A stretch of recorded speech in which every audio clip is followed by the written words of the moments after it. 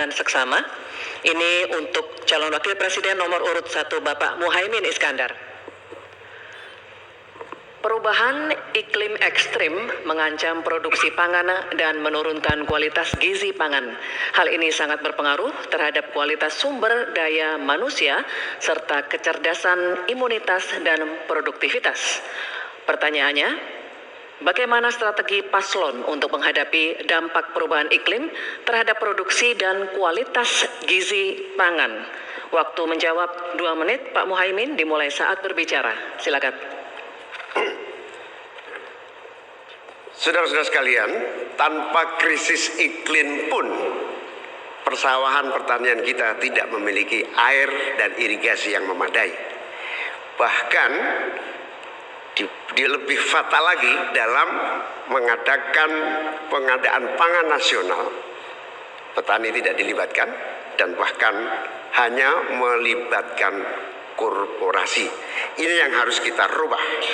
Kita ingin melihat bahwa potensi petani dan seluruh produk-produknya masih sangat luar biasa. Mulai dari pengadaan lahan yang memadai. Dalam arti lahan-lahan yang ada melalui reformasi agraria.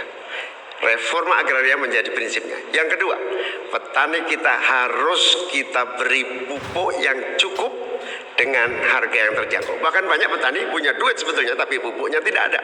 Bagaimana mungkin? Yang kedua, potensi pupuk organik juga menjadi salah satu bagian penting agar produksi pertanian kita semakin berkualitas. Di sisi yang lain, kita ingin program perlindungan gagal tanam gara-gara iklim juga kita berikan supaya petani kita aman, merasa aman dan yakin dengan produksinya. Irigasi dan subsidi pupuk tidak bisa dielakkan. Tidak boleh kita melakukan pembiaran petani kita sehingga kita kekurangan pangan, petani kita tidak diberi kesempatan untuk mengisi kekurangan pangan itu. Kualitas pangan kita juga kemampuan kita memfasilitasi agar petani kita lebih produktif lagi. Dengan cara ini desa-desa kita libatkan untuk menjadi bagian dari satu kesatuan pengadaan pangan yang berkualitas, sekaligus kita hentikan untuk ketergantungan dari pangan di luar produksi kita sendiri. Baik, terima kasih. Selanjutnya kami persilakan calon wakil presiden nomor urut 2 Bapak Gibran Rakabuming Raka untuk menanggapi. Waktu Bapak 1 menit dimulai ketika Anda berbicara. Silakan. Baik, terima kasih. Enak banget ya Gus ya, jawabnya sambil baca catatan tadi. Kuncinya di sini adalah ekstensifikasi dan intensifikasi lahan. Kemarin tahun lalu kita sudah bangun pabrik pupuk di Fak-Fak. Kuncinya untuk meningkatkan produktivitas, ya kita harus genjot kawasan industri pupuk. Kita dekatkan pupuknya, lahan-lahan pertaniannya. Kuncinya pupuk, dan pupuk harus di dekat lahan pertanian. Otomatis produktivitas akan meningkat. Dan jangan lupa mekanisasi. Kita ingin meningkatkan produktivitas para petani, pakai RMU, pakai combine harvester, dan juga kita melibatkan generasi muda melalui smart farming. Pakai IoT untuk melihat pH tanah, keasaman tanah, kesuburan tanah, dan juga penggunaan drone untuk penyemprotan pestisida. Terima kasih. Baik, terima kasih. Terima kasih. Baik, kita lanjutkan Bapak-Bapak. Oke. Selanjutnya, kita lanjutkan ya Bapak Ibu. Cukup ya, kita lanjutkan dulu. Selanjutnya giliran calon wakil presiden nomor urut 3 Bapak Mahfud MD untuk menanggapi juga. Waktunya 1 menit Bapak, dimulai ketika Anda berbicara. Silakan. Ya, kan masalahnya itu salah satu yang sering kita dengar, lahan berkurang, petani berkurang. Orang desa tidak mau lagi menjadi petani karena justru rugi. Terkadang kalau mau ingin mendapat pupuk bersubsidi dipersulit bukan main dan harus beli ke tengkulak.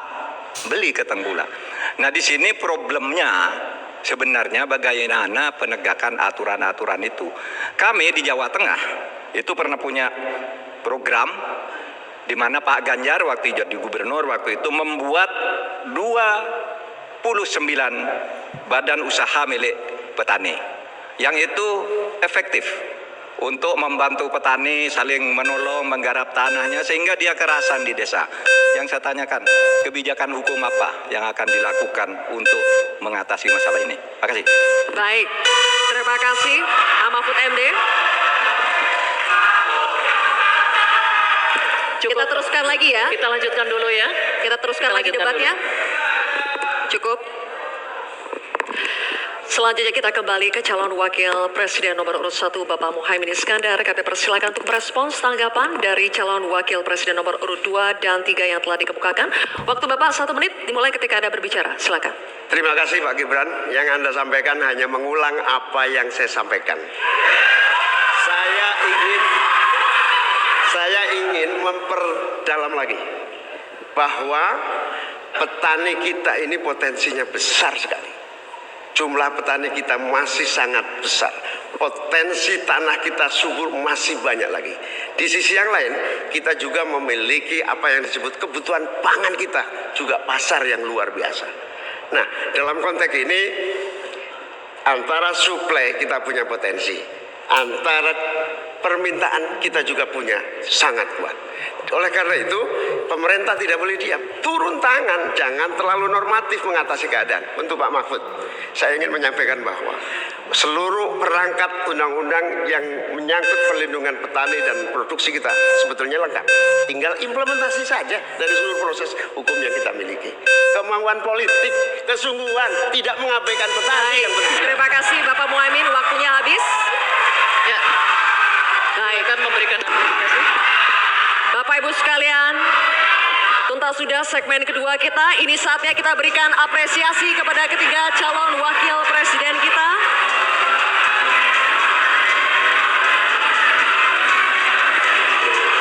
Kita akan jeda sejenak dan kembali lagi dengan segmen pendalaman visi misi dan program kerja dengan subtema lainnya. Baik, berbagai gagasan akan kembali disampaikan oleh ketiga calon wakil presiden kita. Karena itu tetaplah bersama kami di debat keempat calon wakil presiden pemilu tahun 2024.